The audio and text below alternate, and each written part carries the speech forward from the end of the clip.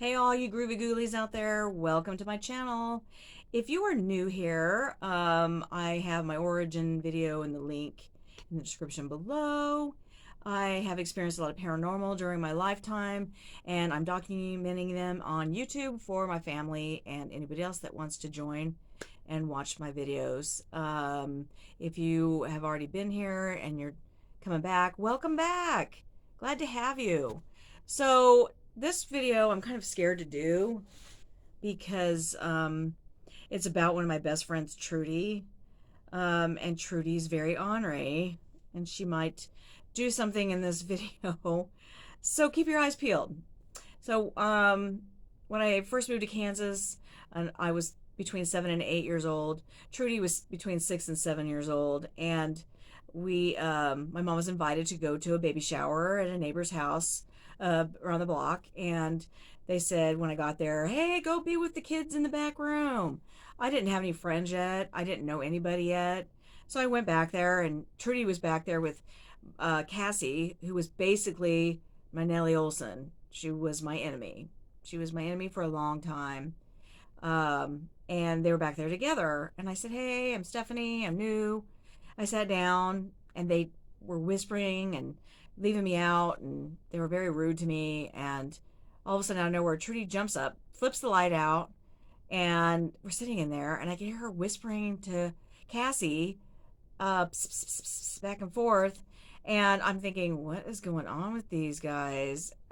This is crazy. And I would have left the room, but it was just covered in garbage all over the floor, and I probably would have tripped, and I never would have found the door probably. Pretty soon, Trudy gets up and she turns the light back on. She goes and sits down next to Cassie and says, "I was trying to get rid of that stupid woman. Girl, I wanted her gone." And I'm sitting right there. And she turns and she goes, "Oh, you're still in here?" I'm like, "At what point could I have left?" So I just got up. I walked out the door. I went to the back of the house, went through the kitchen, went out the back door, went across the school. That was my backyard. Climbed over the fence and went to my house, crying the whole way. I didn't have any friends. My stupid stepfather had made us move there like an idiot. And I was just so upset and so mad. And that was the first time I met Trudy. Eventually, Trudy found out that we had a lot in common, and it was fun for us to hang out together. And she quit listening to Cassie bad mouthing me and trash talking me and telling everybody to hate me. Once people got to know me and we became friends, Cassie didn't have anything anymore on him. So that worked out. Well, Trudy and I had a lot of paranormal experiences together. So many that I couldn't even tell you all of them in a year. So I'm going to be doing some basics about Trudy, so you get to know her a little bit, and can kind of understand why, I might catch her doing something funky. Who knows? She was crazy. So one of the biggest things about Trudy was, other than the fact that we constantly ran into so many things together, paranormal things, she had premonitions. Really, really big premonitions. If she had a premonition, everybody listened. Everybody listened to that girl. She knew. She knew things, and she could sense things, and she just drew things to her, I think. And she, in particular, would say like these big drawn out, this and this and this is going to happen, and this is going to happen, and we have to be here for this, and she'd be right. It would happen. One particular night, we were teens, and we're bored out of our minds. The town has 550 people. We had a little downtown with a little store and a couple bars and courthouse. It's just a little dinky downtown, and we were just bored. And she says, "We need to go home. We need to get dressed up, do our makeup, do our hair, get some nice clothes on, bathe so we don't stink, and then we need to go downtown." And I'm like, okay. So we did all the things that she said because we listened to her premonitions. And we went downtown, and we were just sitting there. And I was with another friend of mine. Her name happens to be Stephanie. And she was like, "What are we doing? This is stupid." And I said, she said to do this. and let's go sit down here and wait it out. Well, Stephanie left, and my good friend Charlotte came, and we told her what was going on, and she did the same thing. She went and got cleaned up and changed. She came back, and it was probably an hour later after we had been sitting there when the single lone car comes driving down the street. Just one car. There was nobody else. Everything's closed. The bars were open, but there was nobody really at them. And the car pulls up, and there's three really cute teen boys in the car. And the one says, "Hey, do you guys know where a dance is?" We had street dances a lot, a lot. And people would come from all over, and then they get lost, and they'd come to our town, and we'd tell them it's a little further on down the road or wherever they were going, and they were lost. Sometimes we even had them. And they were like, why don't you guys just show us? Well, just so happened that Trudy's dad was a sheriff at the time, and he was going to be down there at the dance and would be able to give us a ride home. And we went with them. It was fun. They were funny and charming and adorable. And we went to the dance and we danced with them all night. And we had such a good time. And I remember thinking, if we hadn't listened to Trudy, we would have been sitting there like bums in all our grubby clothes with no hair or makeup done, stinky from running around all day. And she saved us because we were able to go to the dance and have a fun time. It's things like that that she had premonitions about. It was all the time. One day, Trudy tells me, I'm going to die young. I'm going to die at 19. I'm going to be in a car accident, and I'm going to die instantly. And I won't be married. I won't have kids. I won't have anything. I'll just be gone. And I said, I don't want that one to happen. So you have to be really careful, really, really careful. Always wear your seatbelt. Always watch the traffic. Just be really careful. 19 comes along. I'm married at this point, and I've moved away. And I get a phone call after I got off of work that she died in a car accident, and she didn't have her seatbelt on. And so she was right.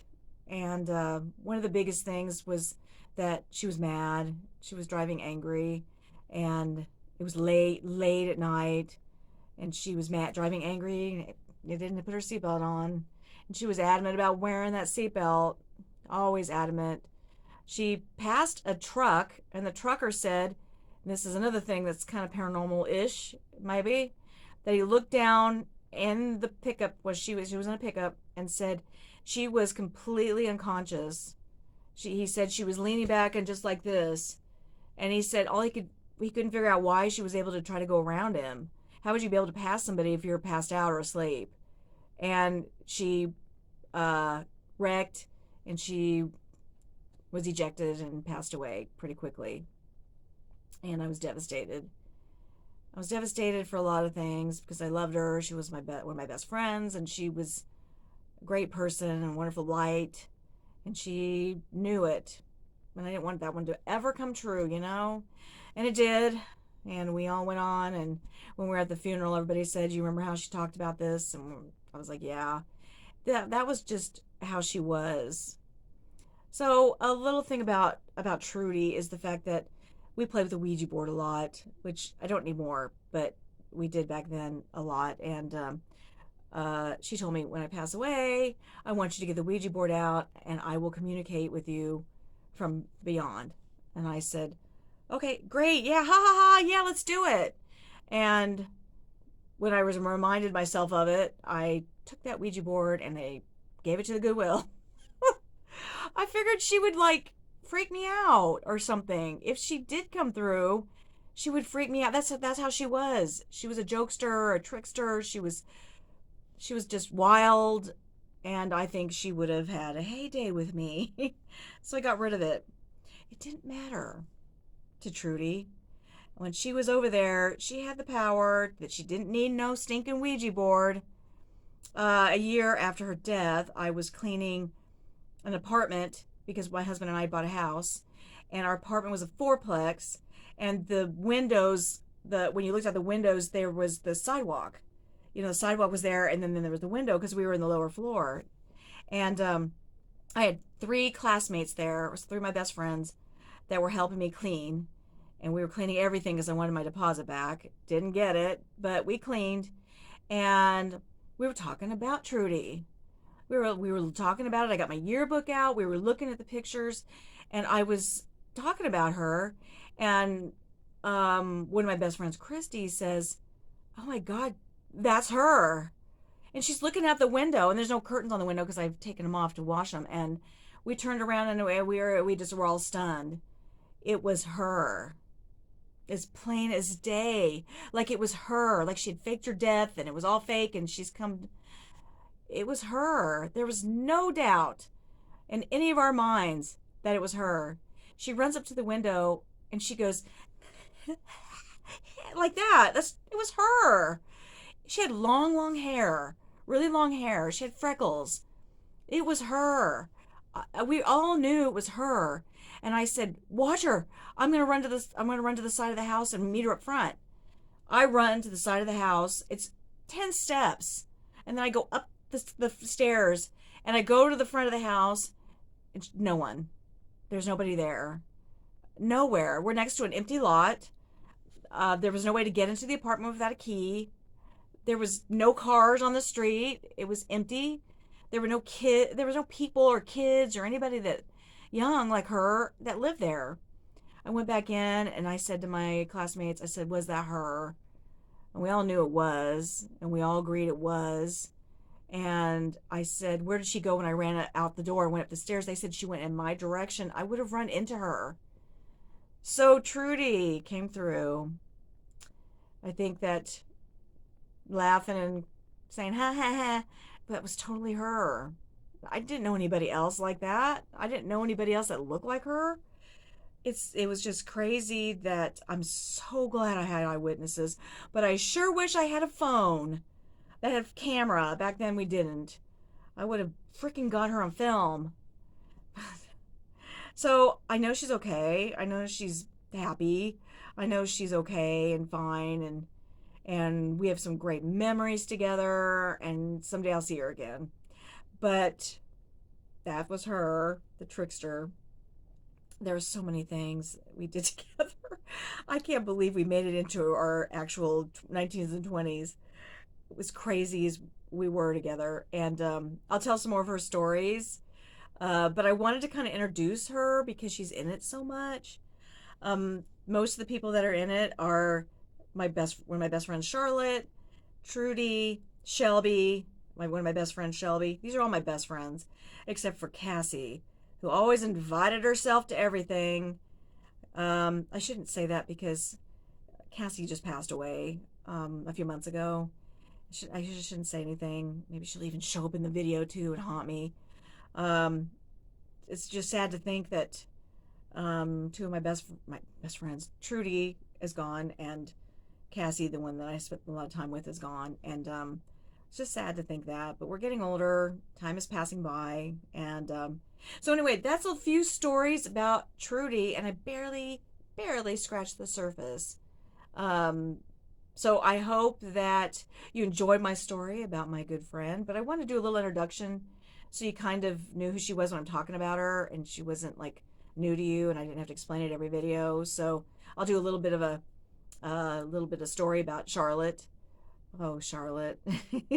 I just spoke to her on Facebook not too long ago, and we still reminisce about the fun, crazy stuff that we did and experienced. I don't know. There were a lot of creepy creatures with her.